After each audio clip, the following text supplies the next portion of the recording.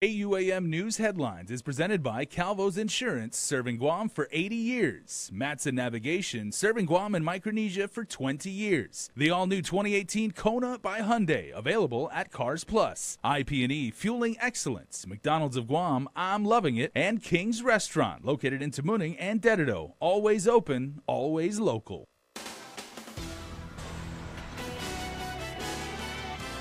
Coming up on your primetime newscast, one of the suspects accused in a major prison contraband bust could enter a plea deal with the government. Plus, bail has been set for a man accused of robbing and raping a woman at a public beach down south. And could there be progress in sight for veterans seeking health care? Carmen Terlahi finds out what's being done to help those who serve.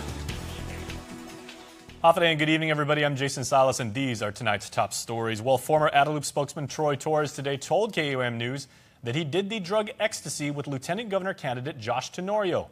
In an exclusive interview with KUAM's Chris Barnett yesterday, Torres said he did drugs with a, quote, certain Lieutenant Governor candidate. And today, Torres did confirm that that candidate is, in fact, Tenorio. Josh Tenorio is former Senator Lou Leon Guerrero's running mate in the Lou and Josh team. With Torres telling KUAM News he, quote, rolled together with Tenorio at Speaker B.J. Cruz's house in the year 2005. Torres said Speaker Cruz was off island at the time. For the time being, Tenorio tells KUAM News that these allegations are untrue, adding, quote, they are time to distract from tonight's debate and the important work we are doing to bring change to the people of Guam. We will not, he says, be deterred by dirty politics. Not now, not ever. Well, one of the inmates in other news accused in a major prison contraband bust could strike a deal with the government. Bruno Simmons appeared in court as he, along with others, including corrections officers, stands accused of smuggling drugs and other items into jail. KUAM's Nick Delgado was in the courtroom today and joins us with the very latest details. Jace, inmate Bruno Simmons has made headlines for years. His prison record going back to 2003, then again in 2004, whenever he was picked up on separate robbery charges. Now the max security inmate we learned today is willing to cooperate with the government in his most recent criminal cases. He was the first one called in Judge Anita Sicola's courtroom during a hearing Tuesday morning. Inmate Bruno Simmons facing charges of giving bribes and conspiracy to promote major prison contraband. These charges filed in August of 2017 after investigators busted Simmons and others, including DEPCOR officers, for their alleged part in sneaking drugs and other contraband into the prison. Court documents state he had access to a cell phone while locked up, and that he was communicating with one of the other defendants to carry out the apparent scheme. It's alleged Simmons was involved in plans to have the packages delivered to a drop-off location before being brought to the Manila facility.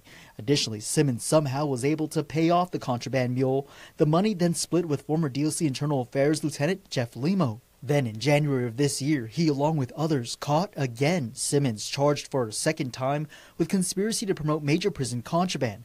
This time, he was accused of devising a plan over the prison's Paytel phone system to smuggle the drug ice inside. Now the prosecution is finalizing a globalized plea deal that would include the two contraband cases along with Simmons' 2004 robbery case. Specifics as to the terms of the plea agreement and how he would help the government in their case against the others accused were not discussed in court today. Simmons, along with others facing similar charges, are set to return to court on June 27th. It's only then we could see the details of his plea deal. Jace? All right, well done, Nick, on that job. Also, the only prison contraband defendant that has yet to appear in court, Liana Cabrera, continues to have an active warrant out for her arrest. Officials in court today said they learned Cabrera has been off island since the contraband investigation unfolded. Well, in other island news headlines tonight, a man killed after being hit by a car here in Harmon Saturday night has been identified as 71-year-old Pedro Agravanti. Chief Medical Examiner Dr. Aurelio Espanola confirms his death has been ruled an accident, as police say Agravanti was crossing Route 16 in Harmon around 7 p.m. Saturday when he was hit by a car. He was rushed to the nearby Guam Regional Medical City but did not survive. The autopsy report shows Agravanti died as a result of a broken neck, crushed chest, and fractured pelvis. GPD's Highway Patrol Division is leading the investigation into the matter, with no arrests having been made at this time. $50,000 is how much bail has been set for a man accused of holding a knife to two women at Ipoh Beach Park, robbing them and then raping one of the females. Benjamin Jesse Pablo has been charged with first and second-degree criminal sexual conduct, robbery, and much more. And in court today, prosecutor Leonardo Rapata said the defendant faces anywhere from 15 years to life in jail, and that the likeliness of conviction is moderate to high, considering that Pablo admitted to being in the area at the time of the crime. Pablo was caught after a brief police chase in a stolen car down in Talafofu. A GPD internal affairs investigation is ongoing after a responding officer opened fire during the chase. Pablo is scheduled to return to court on the 18th. Elsewhere, the man accused of raping a little girl for several years has been released from prison. A Superior Court judge granted Richard Sylvester Ketty be released on a $20,000 performance bond during his magistrate's hearing. As we initially reported, the 39-year-old man has been charged with first-degree criminal sexual conduct, as a 10-year-old victim alleged the abuse had been occurring since she was only 6 years old. The suspect's been accused of sexually abusing her multiple times per week. She says each time the suspect was drunk. Well, Derek Baza-Hills will spend 10 days in jail after he tested positive for drugs, and he'll also have to pay $300 for the test. The former senatorial candidate appeared in court today for a violation hearing, with the court ordering he be terminated from the adult drug court. Now, that effectively means he will not be eligible to have his charges dismissed or expunged. He recently tested positive for opiates while on pretrial for release in a case for which he's accused of forging a prescription for Percocet. Just last week, he was rearrested for impersonating a police officer, theft by deception, and theft by threatening. Though he told KUAM news cameras he was framed that his IDs had been stolen, he later admitted to the allegations. He will answer to those charges on Wednesday. Well, Guam's finest did spot a pair driving in Manila with expired registration tags when they were caught with drugs and beer. Edwin Manahan has been charged with illegal possession of a Schedule II controlled substance, illegal possession of marijuana within a drug-free school zone, and drinking within a motor vehicle. Dylan Farron has been charged with fraudulent use of a license plate and no valid driver's license. Both additionally face charges of possession of an open container in a motor vehicle. Now, during the pullover, police found 32 gross grams of marijuana, a plastic bag with methamphetamine, and an improvised plastic bottle with black and brown residue. They likewise found 10 gross grams of marijuana and a glass pipe inside the glove compartment, with the suspect even admitting to police that he owned the drug ice, which allegedly he threw out of the car. More crime news for you now, as one man has been accused of multiple car thefts as police had been tipped off about one of the stolen cars when he was taken into custody. Gino Uchelas has been charged with 4 counts of theft of an automobile via complicity, as well as committing a felony while on felony release. Court documents state the alleged theft occurred on April 25th at the Hilton and at the Micronesia Mall. The suspect admitted to police that he was the driver for 2 others when they used a skeleton key to steal the cars. Also tonight, after the Government Accountability Office published a report in which it found Guam veterans are waiting too long for health care, our Carmen Chalahi talks to Guam's congressional delegate and the director of the VA healthcare in the state of Hawaii to learn how officials are tackling these concerns head-on. Veterans crying foul, making claims of being denied healthcare treatment at home.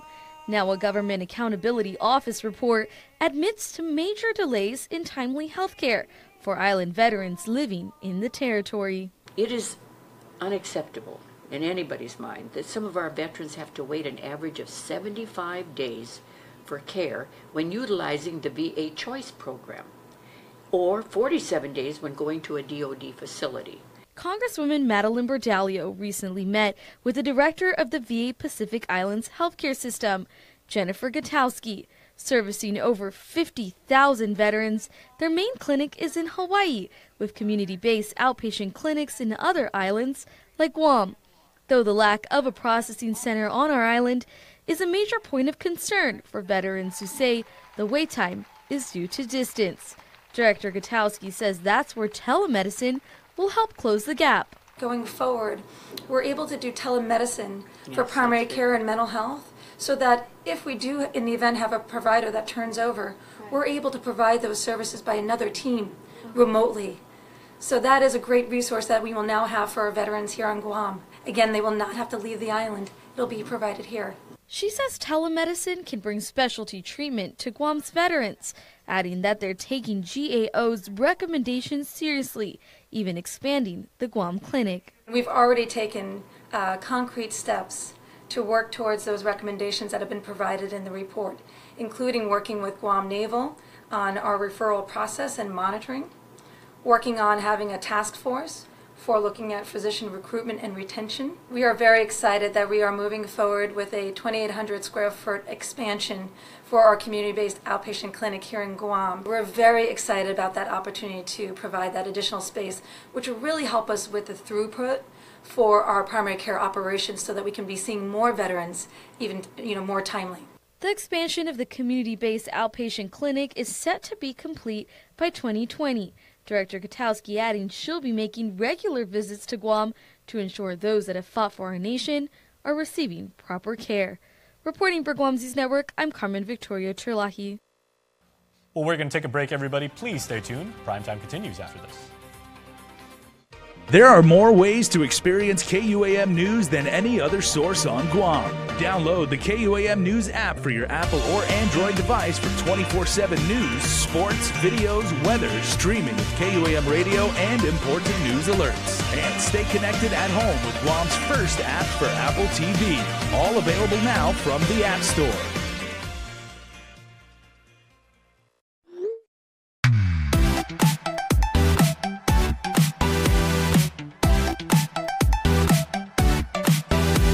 Half the day, I'm in the club.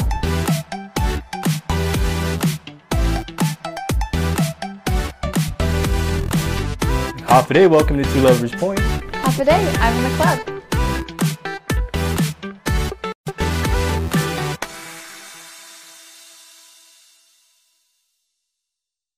Our mighty SUV mega sale is going on now at Cars Plus, and you're going to save big with cash back on every purchase. Get to Cars Plus and shop our great selection of Hyundai Santa Fe's, Tucsons, and the all-new Kona, Guam's most affordable SUV. Or our full line of Jeeps, like a new Jeep Renegade, save $6,000, or a new Jeep Cherokee, save $4,500 with rates as low as 1.99% APR for qualified buyers. It's Cars Plus, mighty SUV mega sale. Cars Plus, driven by you. In this divided world, there are still things that unite us. Great music, thrilling games, and the love for that perfect burger. Ruby Tuesday Guam, for the love of burgers menu. For a limited time, get an amazing burger for just $11.99. Lunchtime at Ruby Tuesday Guam. There are more ways to experience Guam via KUAM News, giving you what you want, when you want, and how you want it. From smart devices, Alexa, what's in the news? Here's your flash briefing. Over the web, on mobile, on streaming platforms, with immersive, interactive formats, and via social media where it's more than just content, it's conversation. More ways to keep you informed and entertained whenever you want it, wherever you are, on whatever device you're using. Welcome back, my friends, because the Guam Power Authority is celebrating its 50th anniversary. On May 8, 1968, GPA cut ties with the old Public Utilities Agency of Guam, and it ventured out on its own as an autonomous agency, with its sights set squarely on taking over full control of the island-wide power system. Our Nestor Lecanto reports.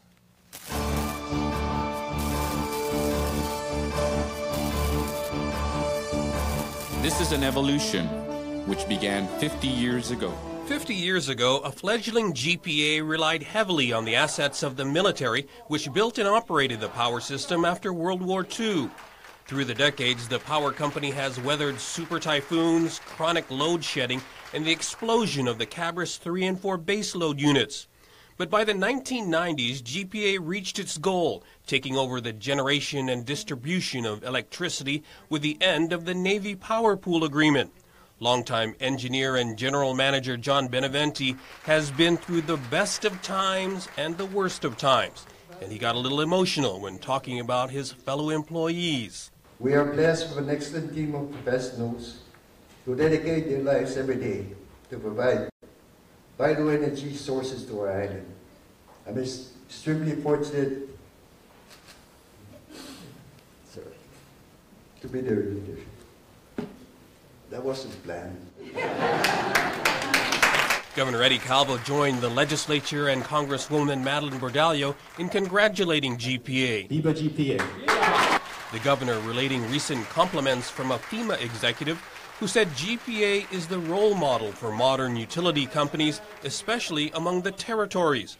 The official saying there's a huge contrast in how prepared Guam is. How quickly GPA was able to recover and how bringing a semblance of stability. We had some bumps here, but how quickly it recovered from really a catastrophic event to now being where we're at. And I was talking to the chairman.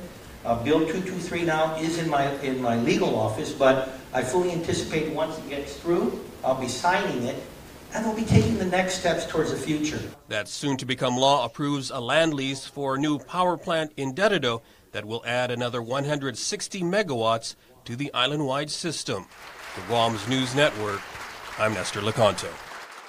To education news now. As in an effort to cut costs, DOE is suggesting limiting the reclassification of teachers to once a year instead of twice.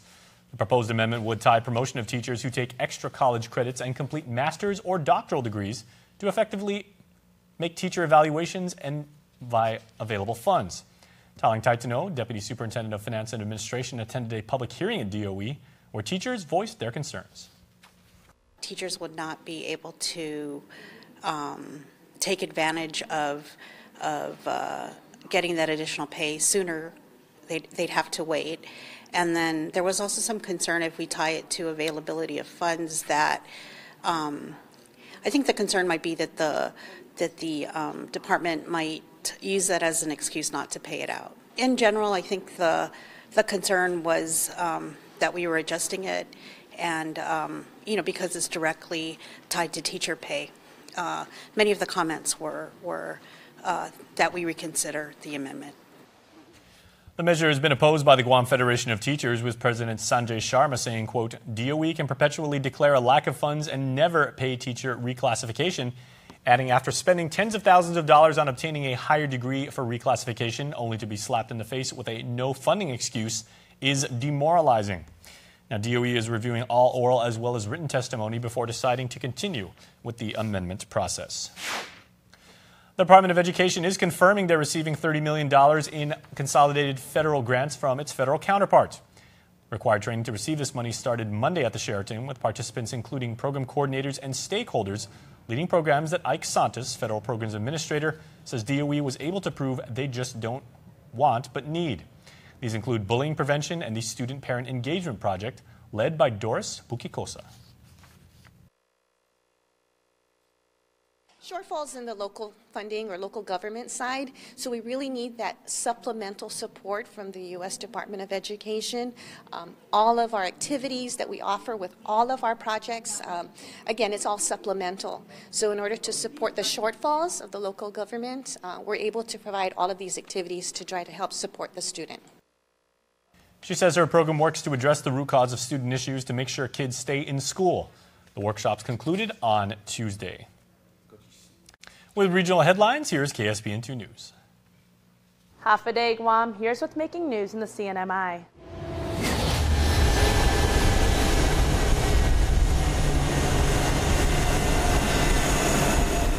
As it has for just about every day for the last 29 years, a global carrier flew into Saipan from Japan. But yesterday was a different sort of day. May 6, 2018, the last day, at least for now, of direct flights to and from Japan. My wife and I came back from Tokyo today, and we partially went there just to take the last flight back.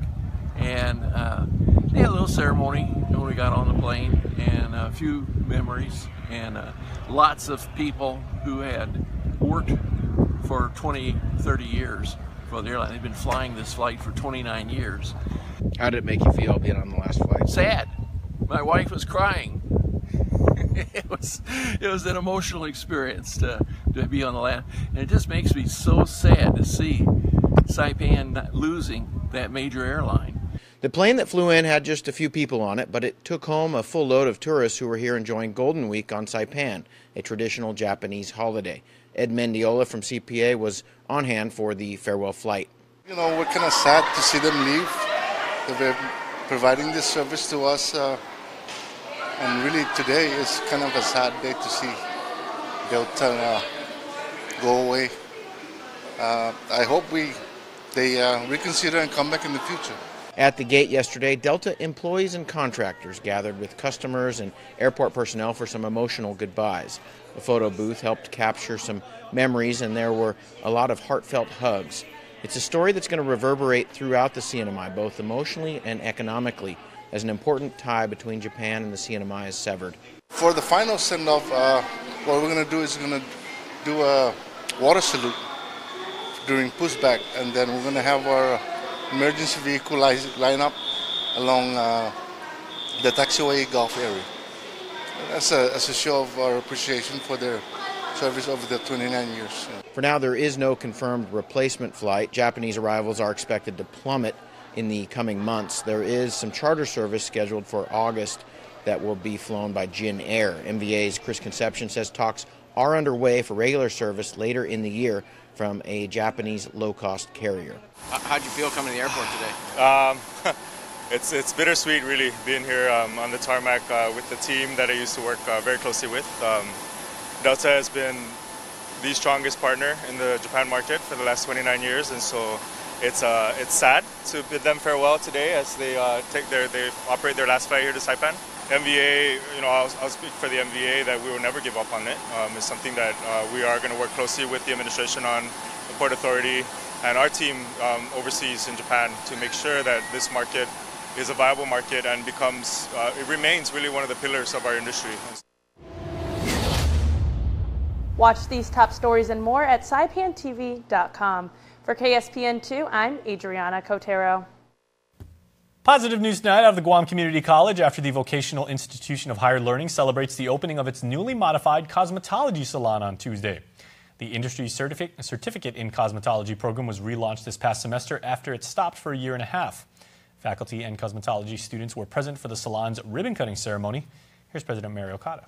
Refocused, revamped its curriculum, identified a new learning space, and hired the new faculty to support this program.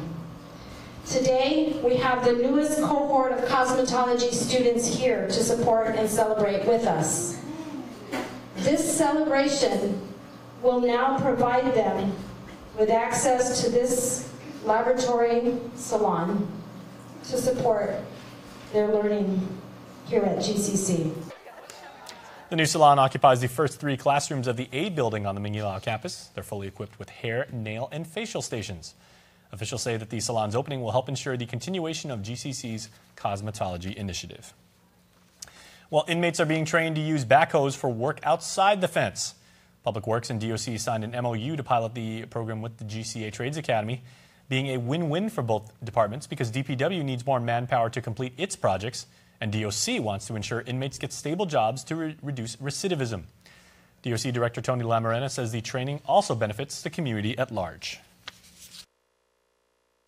What we did was we put together a program where we could train initially 6 individuals on the backhoe, and you guys now, after your training with the Trades Academy, will now go with DPW, and their staff will train you in clearing the bonding basin. So you'll not only be learning and getting certified, when you'll be doing a public benefit, you'll be helping the community. If all goes well with the pilot program, leaders will consider expansion to teach inmates other useful skills like mechanics, electrical engineering, and plumbing. In other news tonight, the Guam Homeland Security and Civil Defense Agency will be conducting maritime emergency response training throughout the week. These training initiatives are being held in conjunction with UCLA's Labor Occupational Safety and Health program. The 8-hour course focuses on response to vessel fires, hazardous materials, and other types of emergencies, and are being offered to all maritime personnel from the government, military, or private industry. For more information, visit ghs.guam.gov. And also tonight, important news as you can help support relief efforts for families affected by the Kilauea volcano eruption on the Big Island in the state of Hawaii.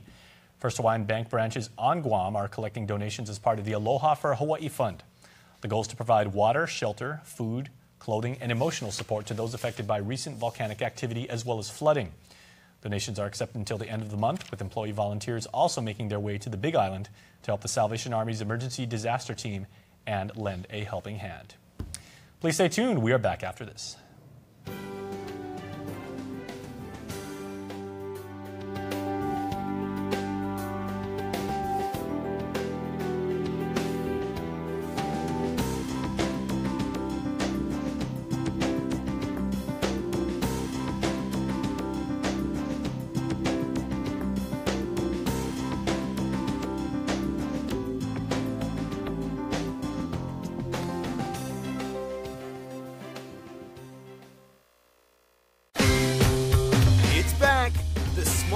Super Sale event. Enjoy huge savings on our most popular Samsung Galaxy smartphones. But this offer won't last long. So drop into a GTA store today. This is pollock, and this is pollock, but they're totally different. One is pollock South Dakota, and the other is real wild-caught Alaska pollock from a certified sustainable fishery. And that's the pollock you'll find in the McDonald's Filet of Fish. So, no matter where you are, you can always get real fish caught sustainably from here. So let's review. This is that one place called pollock, this is real wild-caught Alaska pollock, and this is who can bring it all together, sourced from a sustainable fishery. And it's delicious.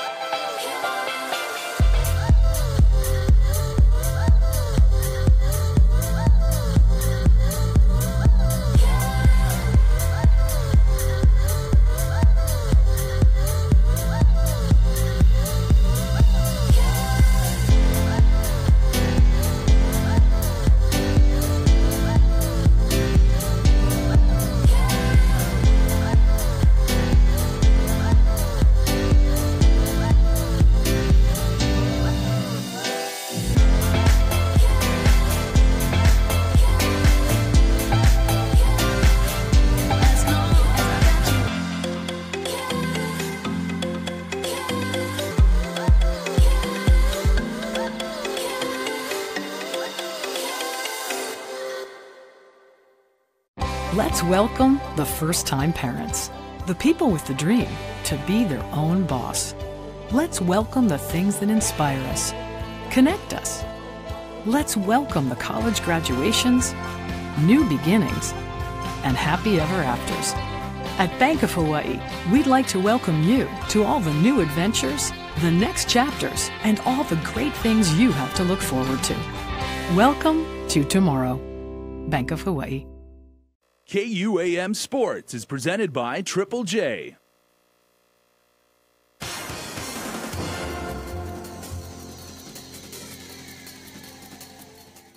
Dave Delgado here for KUAM Sports, brought to you by Triple J. The Island Stunners and Sindalu Falcons hitting the gridiron for some Bud Light Guam Women's Tackle Football League action. We'll get to the highlights in just a bit, but first off, basketball footage from the Tumuning Gym. Check it out. GPWA Basketball League from the Tumuning Gym. MEC taking on Guinea. Jason Halmy knocks down the baseline jumper. He finished the game with 13 points. MEC's Fine Fame, with the steal going the opposite way, decides to take it all the way to the basket for the finish, going coast to coast for the lay-in. MEC picked up the big win over Guinea, 64-39. Jared Alerta scored a game-high 28 points in the win. In other games, Generation slipped past Suwa 48-45. Rick Cruz put up 24 points for Generation. Suwa's Brian Mendiola put up 14 in his team's losing effort. Fuck-Gun-Wan via forfeit over Transportation. Soakers beat out Admin 63-35. Chris Finch put up 18 points in the win. Marvin Parliarco scored 10 in the loss for Admin. IIAG High School paddling from Matapang Beach, 1,000-meter races.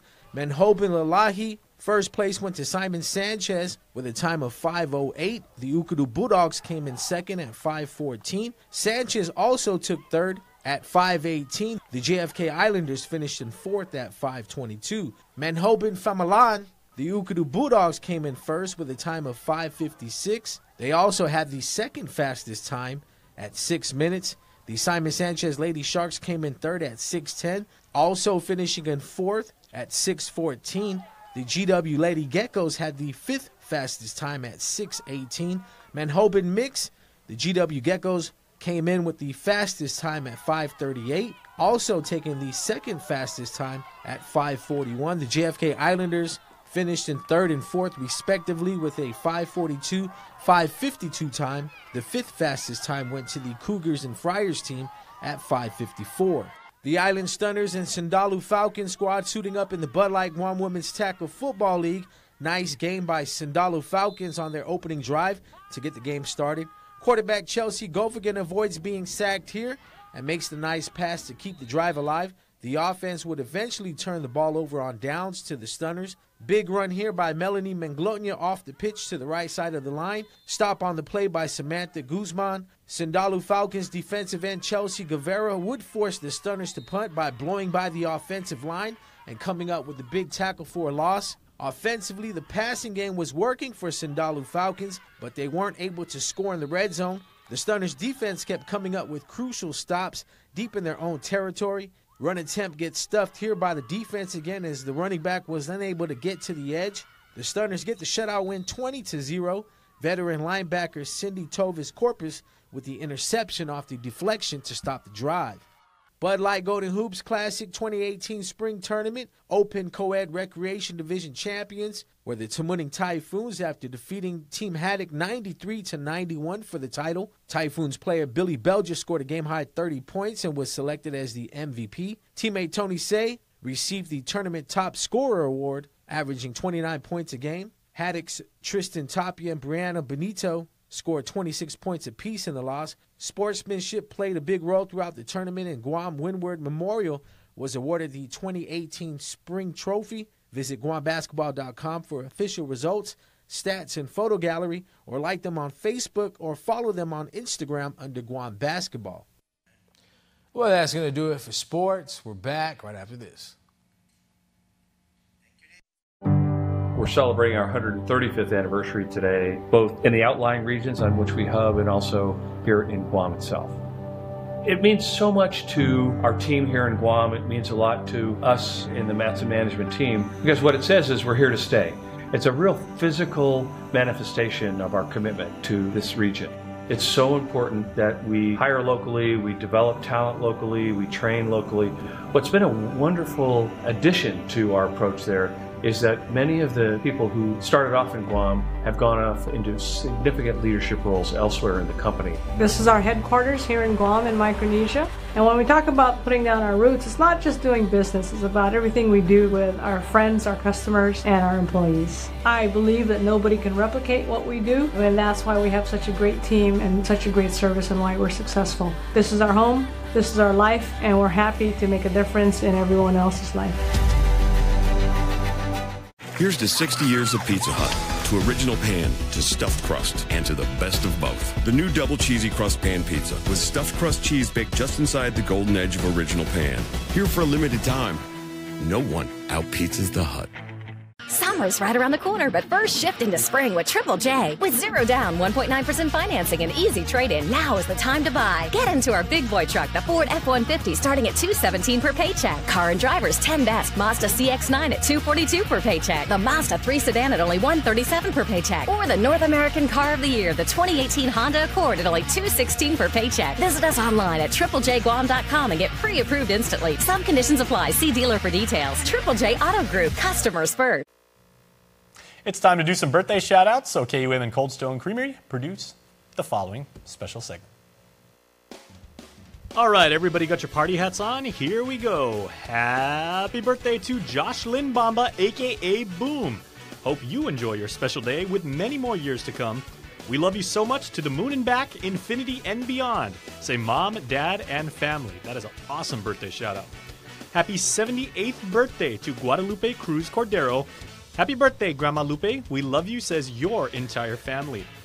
Lene has a birthday today, and this birthday shout-out's coming from Givi, Uncle Jeremy, and Chansey. Happy birthday to May Flores. Mom, we love you, say Givi, Jeremy, and Chansey, so it's a great day for that family. Also, happy birthday wishes going out tonight to Hannah Zoe Gogui, who blows out the birthday candles, as does Keith Rosario, who has a birthday today. And, though it's a belated birthday wish, no problem, Bobby Leanne Beneventi, happy birthday to you. And you too can be in the club. All you got to do is go to KUAM.com and register. Stay tuned, more coming up. Closed captioning is brought to you by IT&E.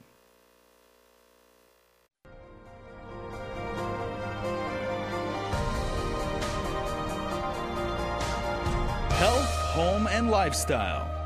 Presented by Paradise Fitness Center.